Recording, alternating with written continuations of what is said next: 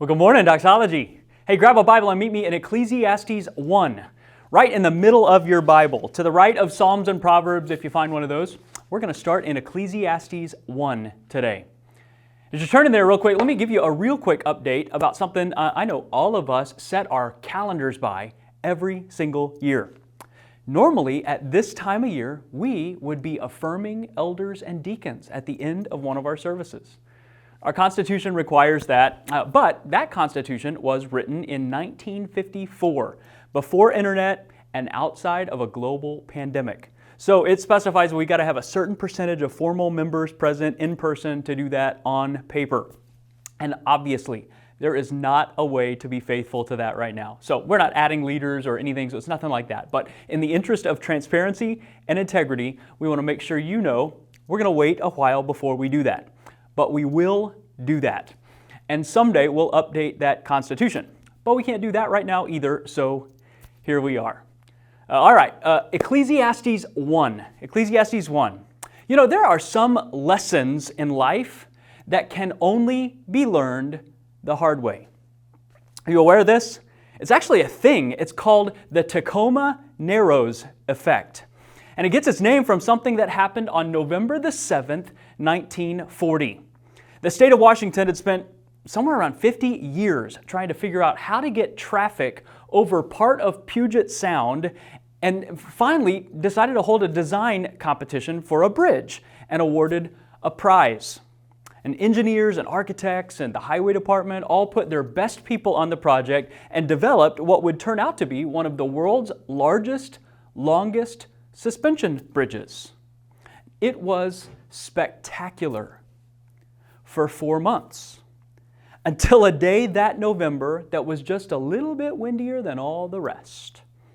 On the morning of November the 7th, as the wind picked up across Puget Sound, everyone discovered that something was terribly wrong. And I mean discovered literally. Nobody even knew this could be a thing in bridges. It's called Aero elastic flutter. It had been observed as early as 1906 in airplanes, but nobody knew it could happen to bridges until the morning of November the 7th, 1940, as Tacoma Bridge was falling down. Of course, after the fact, all the engineers and architects went back to figure out how their original plan that seemed so right had gone so wrong. And you know what they discovered? They didn't see it coming because they couldn't see it coming. The principle that caused the bridge to crash had never been known before. They discovered the principle in 1940, and more importantly, applied the principle for the second bridge they completed 10 years later. A bridge, get this, still standing today. But imagine for a second if they hadn't. If they'd just gone back to the original design, the original engineering, the original materials, but decided just to use a different builder. Would you put the weight of your life or your family's life on a duplicate version of the very same bridge just because it had a different builder? Well, of course you wouldn't, because you understand the principle. And when you understand the principle, you know that simply changing the builder doesn't change the problem. The wind is going to blow again. The flutter is going to flutter again, and someday the bridge is going to collapse again, no matter the person who builds it.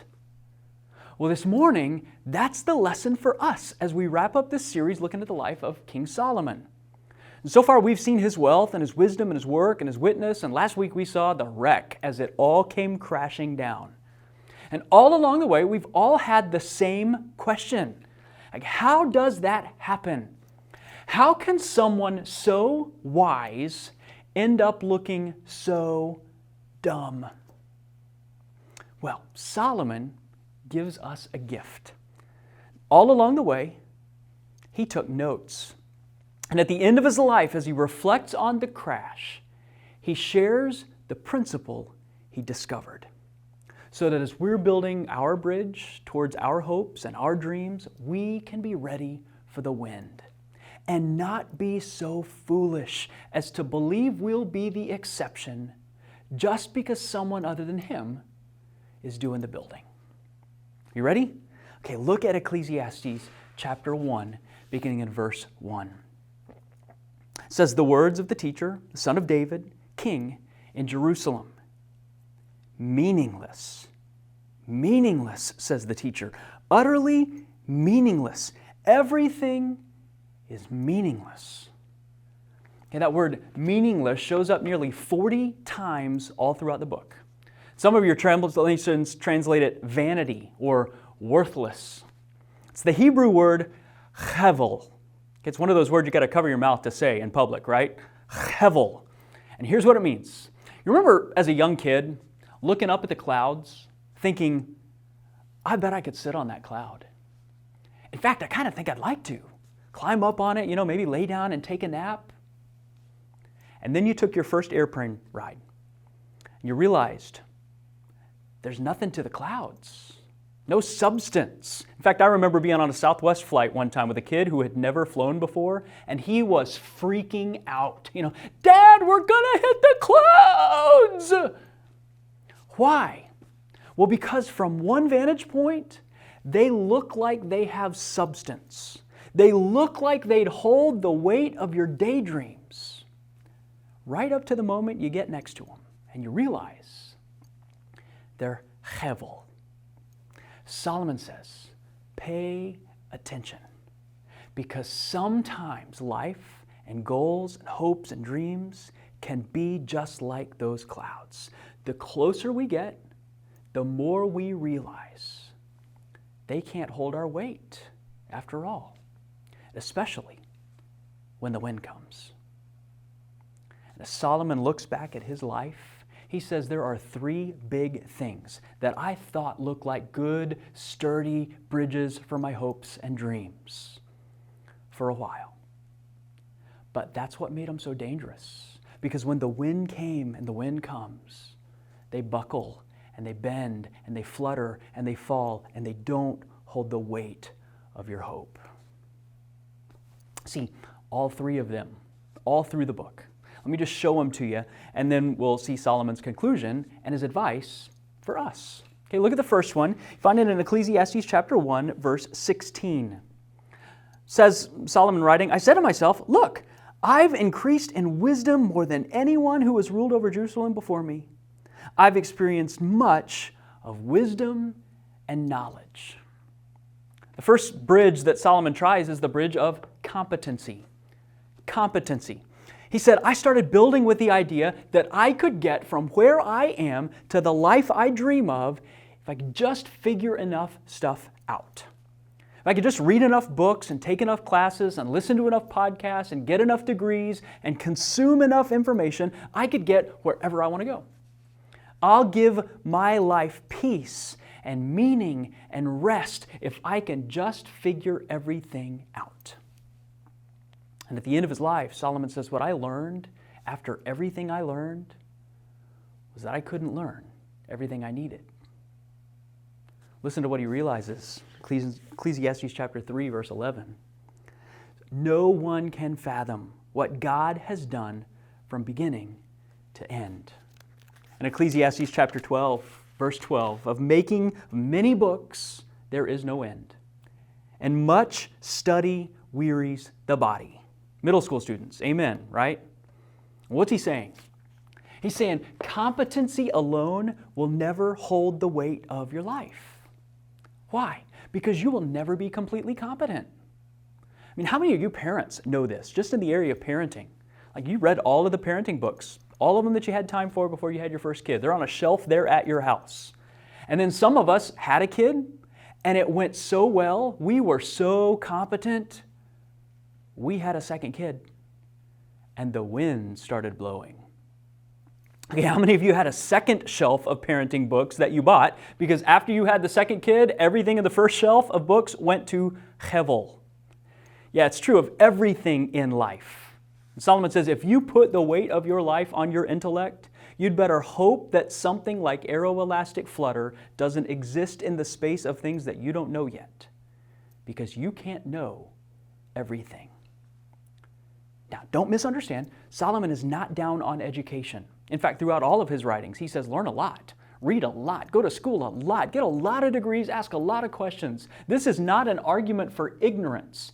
It's a builder saying it's ignorant to put the weight of your life on your own intelligence. Because in a world created by an infinite God, there will always be something you don't and can't know. And when the wind blows, Solomon says, trust me, you'll want more than just competency to get from here to where you're hoping you're going. Okay, second thing Solomon says. A lot of times we try to put the weight of our hopes and dreams on a bridge built on pleasure and power.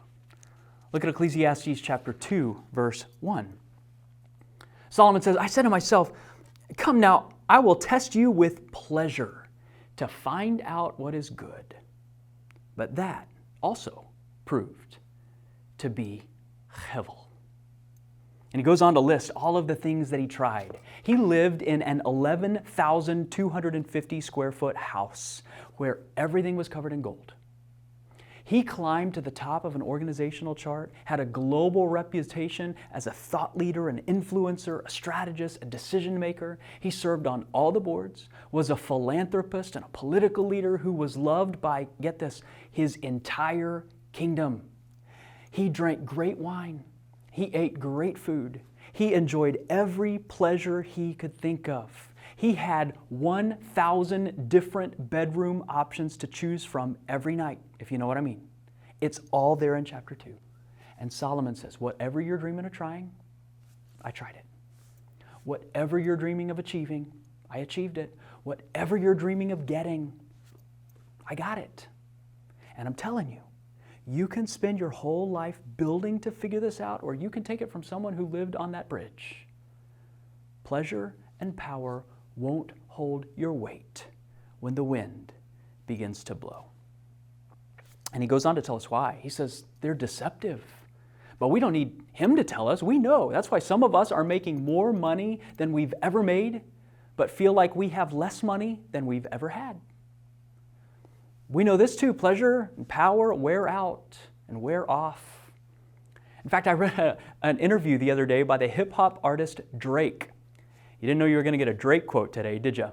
Here's what he said. He said, there was a point in my life where I felt like I needed to keep the company of a different woman every night.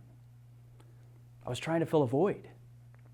But in those moments afterward, he said, I'd know it wasn't working. Those quiet moments are the realest moments a man will ever have in his life. And he went on to say the next day he'd convince himself to do it again. But even then, he knew it wasn't working. That's the same thing Solomon said. It's the same thing some of us would say who have put the weight of our hopes and our dreams on the bridge of pleasure and power alone. If they become the bridge we trust to find our hopes and dreams, we'll find they're spectacular right up to the moment the wind blows. Last thing, and this is a big one, it might surprise you, but it's all throughout this book. The last thing is causes. Causes. Look at this. Solomon looked all around the world that he lived in, and he thought about the world that he dreamed of. Here's what he saw. Verse 1. It says, again I looked and saw all the oppression that was taking place under the sun. I saw the tears of the oppressed. They have no comforter. Power was on the side of their oppressors, and they have no comforter. And Solomon says there's no accountability for people in power, and nobody seems to care. So I decided to care. It goes on in verse 4 to say, I saw that all toil and all achievement spring from rivalry. He looked at a world where it seemed like all anybody did was tied to what it would take to make sure their side wins and the other side loses, whatever it was. Everything got viewed through the lens of which side a person is on, at least in Solomon's world. Then in verses 13 to 16, he says, I even tried just riding on bandwagons, retweeting what's trending. I made it my cause to be popular, and here's what I realized. He says, there is no end to the people who will not like you. It doesn't matter if you came from rags to riches or were born into a legacy of greatness. Look what he says, verse 15. He says, I saw all who lived and walked under the sun, followed the youth, the king's successor. But there was no end to all the people who were before them. But those who came later were not pleased with the successor. This too is meaningless, a chasing after the wind. He's talking about cancel culture, isn't he? He says, look, I've been a candidate for the next king up, and I've been the king. The trouble with being the king of the mountain is staying the king of the mountain. Here's how it goes in life, Solomon says. People will cancel a person to get to you, and then cancel you to get to the person after you. You can't trust popularity. When it comes to causes, Solomon says, all of them, be it justice or equality or popularity or morality or a political party, whatever it is, a cause is too small a thing to give your whole life to or to rest your whole life on. It's hevel. And again, don't misunderstand him. The cause of justice is a good cause. The cause of equality, that all image bearers should be treated as image bearers, that's good. We should speak up for those causes and live into those causes and fight for those causes in our world. But if our answer for the problems of the world is for the world simply to adopt our cause or our politics or our morality, Solomon says that won't hold your weight. If those causes don't find themselves rooted in and supported by something else, you will spend your whole life frustrated and angry and disillusioned and ultimately in despair because the wind in the world will blow. And you'll give your life and your blood and your sweat and your tears towards racial reconciliation, and then something will happen in the world that seems to undo everything you've done. You'll put all of your hopes and your dreams into a political candidate, and they won't get elected. Or they won't do what they promised or be who they promised. A cause alone, whatever it is, won't hold your weight in a world with wind like ours. It's not bad. It's not nothing. It's just not enough. So what do we do? Well, fast forward to the end of the book. Ecclesiastes Chapter 12. Solomon gives us the conclusion after his crash. This is what he says beginning in verse 13. Now, all has been heard. Here is the conclusion of the matter. Fear God and keep His commandments, for this is the duty of all mankind. For God will bring every deed into judgment, including every hidden thing, whether it's good or evil. Solomon says, here's the principle. If you're trying to find the life that you desire, you can build it with competence. You can build it with power, pleasure, or really important causes. But if you haven't taken into account the God who made us all, it's only a matter of time until just enough wind creates just enough flutter for the bridge to come crashing down. And he doesn't say that to threaten you. He doesn't say it to scare you. He says it to beg you. Don't just settle for being simply a different builder. Build a better bridge. How? Well, he says, fear God and keep His commandments. And when he says fear God, he's not talking about Scooby-Doo kind of fear, right? Trembling, cowering, hiding because you feel like God's out to get you kind of fear. It's not it. When it comes to fear of God in the Bible, it always refers to two things. Fear of God refers to where you say, whoa, and where you put weight. Whoa and wait. Whoa is the response that you have when you stand in the presence of greatness, true greatness, someone bigger than you, stronger than you, wiser than you, who sees more than you and knows more than you and has accomplished more than you, somebody who is clearly, inarguably greater than you. Have you ever had that moment? I was downtown one time and an elevator door opened and Nolan Ryan and Troy Aikman were both on the same elevator at the same time. That's the response I had. Whoa. Like, am I even allowed to be here? Solomon says, you're always going to reserve your biggest woes for one of two places. And he says it 30 times throughout this book. You're going to say your biggest woes for people and places and things under the sun, or you're going to reserve them for the person, the promise, and the presence of God Himself. You're going to say your biggest woes for the popular kids at school, for celebrities, for cultural figures or political leaders or causes or pleasures or opportunities or power. But Solomon says, pay attention to that, because the places you say, whoa, frame your definition of greatness. And when you build a bridge from your life to your dreams, you will always anchor your hopes to the biggest, strongest, greatest thing in your life. Because it's that important. Your whoa is where you'll put your weight when you begin to feel the wind. To say it another way, it will become your default when you know you have to decide. Maybe think of it this way. I've told you before about my love affair with Waze. If you're not familiar with Waze, it's a crowdsourced traffic app. So people can put in information like speed traps or hazards or whatever else on the road as you're driving. And it also gauges the speed of traffic from the phones of the people that are using it. So it can always point you towards the fastest route to wherever you're going. Okay, for the sake of illustration, Waze gives you wisdom, a God's eye perspective for navigating real life in real time. Okay, when I'm using Waze, I have as much or more wisdom for navigating real life, real time, as anybody else on the road. But from time to time, maybe you've had this experience, I'll be driving somewhere that I know where to go. Christmas in Oklahoma with the family, hypothetically. Cruising up I-35, it's a pretty straight shot, okay? When Waze comes on and tells me to exit the highway. In that moment, I've got a whoa decision and a wait decision, don't I? I mean, if my default is to believe that Waze sees more than me and knows more than me and has access to information that I don't have, it's going to affect where I put the weight of my trust, isn't it?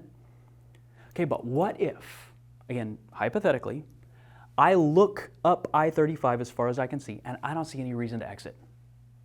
I look all around me and I don't see anybody else taking the exit. And the motorcycle, he didn't take it. The minivan, they didn't take it. The trucker didn't take it. The Porsche didn't take it. I don't have to take it either. Hey, what have I just done? I've decided that what I can see deserves a bigger whoa than what Waze says. And based on that, I determined to put the weight of my trust there, under the sun.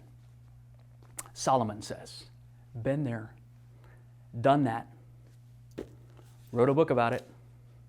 You'll regret it. The wind will blow, the traffic will appear, and you'll listen to the voice of your children in the back of the car for the next 2 hours while you sit there asking why you didn't pay attention to the voice of the nice person on your phone.